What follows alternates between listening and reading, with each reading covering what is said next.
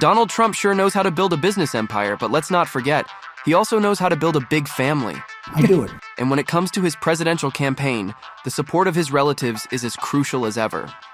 You could almost compare them to a modern-day Kennedys, except with more tweets and, let's face it, a bit more spectacle.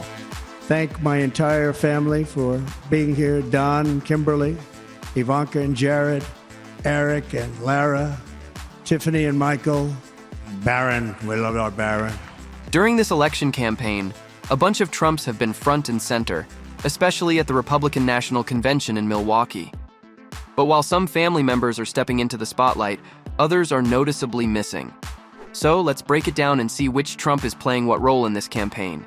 Wow, I'm now a part of it. First up, we've got Donald Trump Jr., who's practically Trump 2.0. This guy is everywhere. He's probably trying to earn the title of Trump's favorite child. Something's going on. The 46-year-old is his dad's right-hand man and was instrumental in selecting J.D. Vance as the vice presidential candidate who just happens to be a close friend. J.D. Vance is going to make one hell of a vice president. They text or talk pretty much every day. Must be nice to have friends in high places, right? But the reality, we just have a lot of friends here that have just been really good to us from day one. Don Jr. has also been busy with fundraising and stirring up the MAGA crowd with his gun rights advocacy and anti-war stance. He's making waves and is set to have a big say in a potential Trump 2.0 administration, including picking out political appointees. According to a source close to him, Donald Trump Jr. wants to make sure that good people will get into good places. There are a lot of people, even in his White House, that aren't necessarily serving his best interest because they're not doing what he wants. They're doing what they think is best for them later on. At the RNC, he even brought his daughter, Kai, who sweetly described Grandpa Donald as a normal grandpa who sneaks her and her siblings candy and soda when the parents aren't looking. Ah, grandpas. They're all the same, right? Even when he's going through all these court cases, he always asks me how I'm doing. He always encourages me to push myself to be the most successful person I can be. But Don Jr. didn't just keep it sweet and sentimental. In his address, he took an aggressive stance, saying he's never been prouder of former President Trump than after his reaction to the assassination attempt at his campaign rally on Saturday. That's when the world found out that there is tough, and then there's Trump tough. He didn't stop there. He went on to rip into Joe Biden's administration, criticizing inflation, border policies, and the so-called cancel culture. Instead, we got broke, bumbling Biden. Nothing is built, nothing is back, and nothing is better. So, Don Jr. seems to be following in his dad's footsteps, loud and clear. Next up is Eric Trump, the more low-key Trump sibling. While he doesn't steal the show like his brother, he's still there, standing firm in support of his dad. That man is my father. That man is the 45th president and soon to be 47th president of the United States. Eric, who ran the family business during Trump's presidency, has been a vocal defender of his father amid legal issues. When the FBI raided Trump's home, Eric called it an absolute coordinated attack and swore Joe Biden must have signed off on it. No surprise there, right?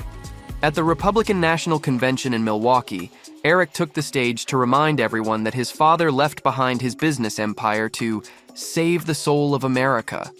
He decided to leave behind the comforts of an unbelievable business empire, to leave behind everything he had ever built, to answer the call to serve our nation.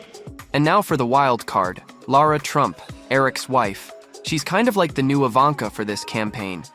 I know that I'm lucky enough to get to call him my father-in-law and see him a little differently than all of you. She was recently named co-chair of the Republican National Committee, and she's using that power to raise money, promote Trump's message, and keep the party united. Sometimes you have to sit back and let Trump be Trump, as we've all heard before. And I promise you, this is a man who understands politics, I believe, better than any person I have ever met. At the RNC, where the nominee's spouse typically speaks, Lara stole the spotlight instead, praising Donald as a great dad and granddad. But when I look at Donald Trump, I see a wonderful father, father-in-law, and of course, grandfather to my two young children, Luke, and Carolina. And even though she's been part of Trump's inner circle for years, this is the first time she's wielding real power within the Republican Party.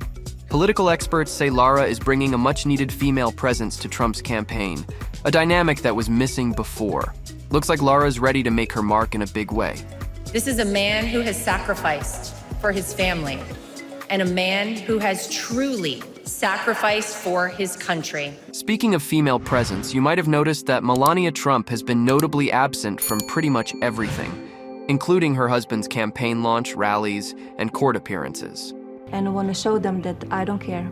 Her absence sparked a "Where's Melania" trend. Who knew she'd become the campaign's biggest mystery?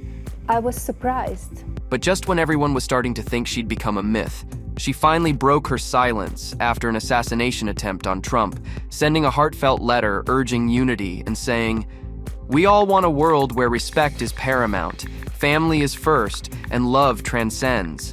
We can realize this world again. Each of us must demand to get it back." What is more, Melania made a rare appearance at the RNC. On this journey, I am deeply honored to be joined by my amazing wife, Melania.